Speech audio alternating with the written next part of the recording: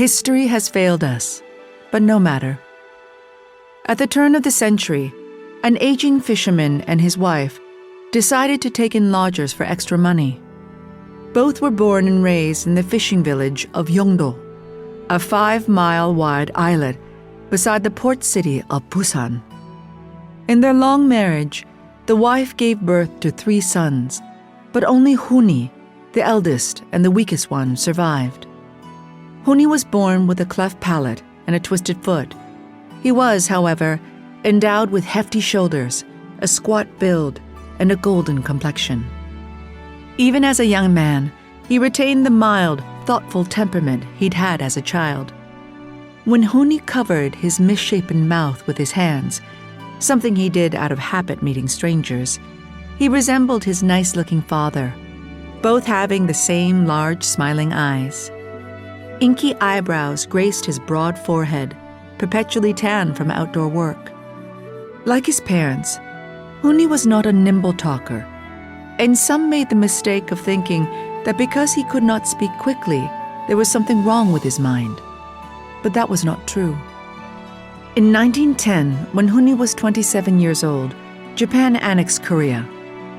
The fisherman and his wife, thrifty and hardy peasants, refused to be distracted by the country's incompetent aristocrats and corrupt rulers who had lost their nation to thieves. When the rent for their house was raised again, the couple moved out of their bedroom and slept in the anteroom near the kitchen to increase the number of lodgers. The wooden house they had rented for over 3 decades was not large, just shy of 500 square feet. Sliding paper doors divided the interior into 3 snug rooms, and the fisherman himself had replaced its leaky grass roof with reddish clay tiles to the benefit of the landlord, who lived in splendor in a mansion in Busan. Eventually, the kitchen was pushed out to the vegetable garden to make way for the larger cooking pots and the growing number of portable dining tables that hung on pegs along the mortared stone wall. At his father's insistence, Huni learned to read and write Korean and Japanese from the village schoolmaster well enough to keep a boarding house ledger and to do sums in his head so he couldn't be cheated at the market. When he knew how to do this, his parents pulled him out of school.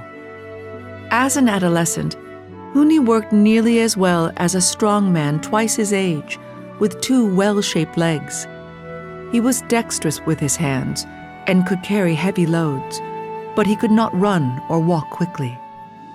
Both Huni and his father were known in the village for never picking up a cup of wine. The fisherman and his wife raised their surviving son, the neighborhood cripple, to be clever and diligent because they did not know who would care for him after they died. If it were possible for a man and wife to share one heart, Huni was this steady beating organ. They had lost their other sons, the youngest to measles, and the middle good-for-nothing one to a goring bull in a pointless accident. Except for school and the market, the old couple kept young Huni close by the house, and eventually, as a young man, Huni needed to stay home to help his parents. They could not bear to disappoint him, yet they loved him enough not to dote on him.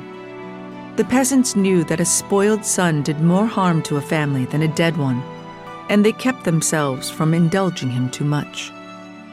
Other families in the lands were not so fortunate as to have 2 such sensible parents, and as happens in countries being pillaged by rivals or nature, the weak, the elderly, widows, and orphans were as desperate as ever on the colonized peninsula.